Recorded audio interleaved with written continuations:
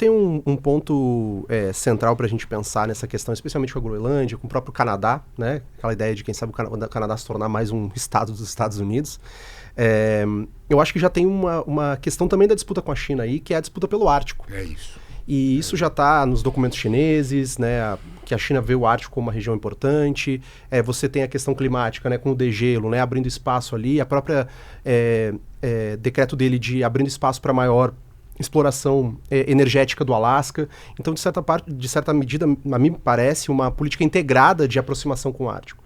É claro que fere as suscetibilidades de um país independente como a Dinamarca, né, e gera atritos com a Europa, mas eu acho que é muito mais uma sinalização nesse sentido, de olha, os Estados Unidos está buscando pontos estratégicos, é a mesma coisa com o Canal do Panamá, né?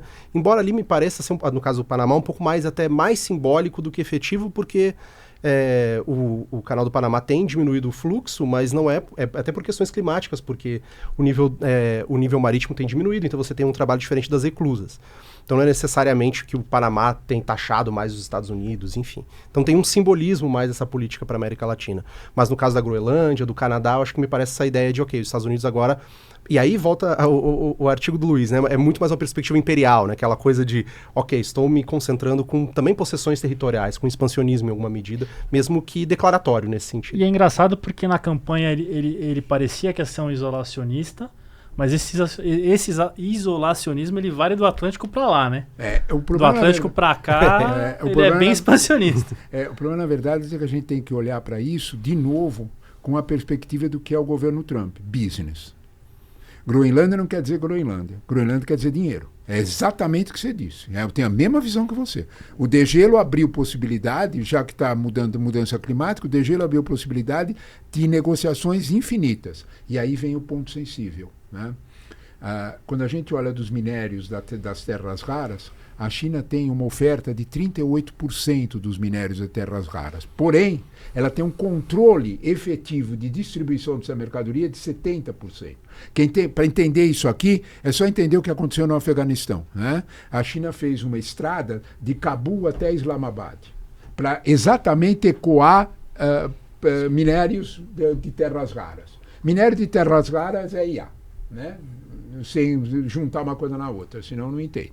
Então, de alguma forma, para a gente localizar isso aí, e a Groenlândia é um fator importante nessa ideia de terras raras. Mas eu concordo inteiramente contigo. O jogo está no Ártico e o jogo está essencialmente no último espaço que ainda não era disputado.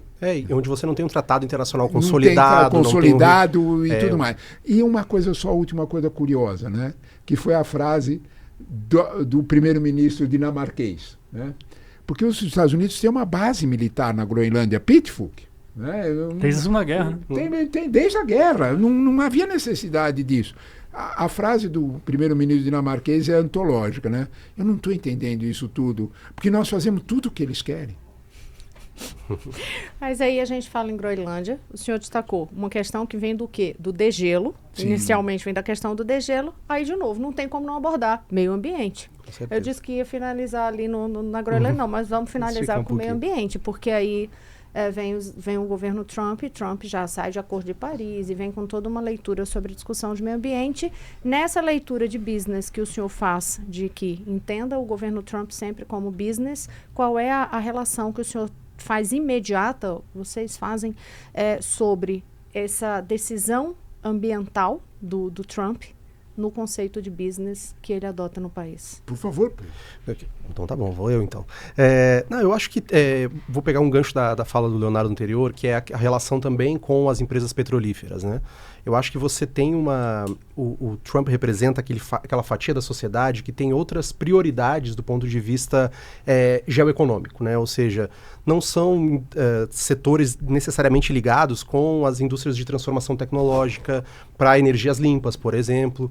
Então, de fato, é um pouco de pagar essa conta para esses setores, né, da sociedade americana que financiaram a campanha e que são apoiadores importantes.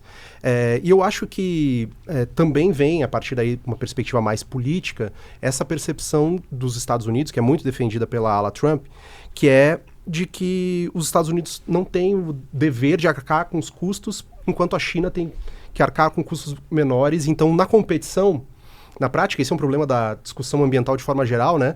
Quem é que vai dar o primeiro passo, sendo que o outro pode, ao não adotar esse passo, se beneficiar e ter um setor competitivo, econômico mais barato, com maior produtividade, né? Um custo menor, por exemplo, com carvão, com petróleo. Então, vem uma discussão nesse sentido. Então, tem essas duas esferas. Eu acho que essa econômica, desses setores que se beneficiam diretamente desses espaços, há um custo menor, se a gente pensar na indústria de forma geral.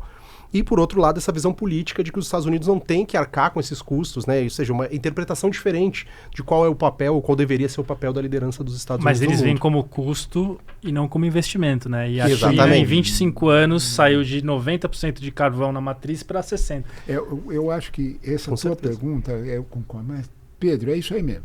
Mas a tua pergunta leva a gente, aí precisaria ser outro programa, leva a gente a fazer uma discussão sobre a solidez estrutural do governo Trump.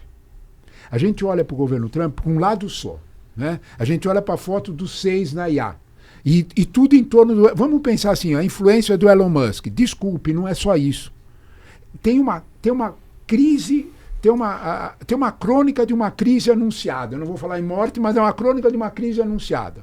Tem um governo Trump Elon Musk, mas tem um governo Trump que foi o que arrancou os votos de Vance, que representa o camarada de Ohio, que representa o camarada de Nebraska, que representa aquele americano médio que não fez universidade e que não consegue ver futuro. E para esse, quando você fala de crise climática, de soluções de crise climática, deixa ele mais ainda desempregado, ele menos esperançoso. O futuro é pior ainda para ele quando você fala de solução climática. Então, tem uma crise anunciada no governo Trump. Porque agora nós estamos olhando os primeiros dias, né? É a lua de mel, né? Nós só estamos vendo os barulhos da lua de mel, os barulhos bonitos da lua de mel, né? Vamos ver quando a lua de mel acabar, o que é que vai ficar, porque aí ele vai ter que tomar decisões estruturais.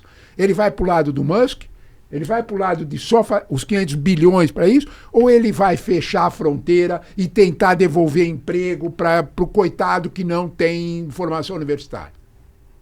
Aí a questão climática vai aparecer por inteiro. As escolhas na questão climática vão aparecer por inteiro. E a China vai estar só olhando.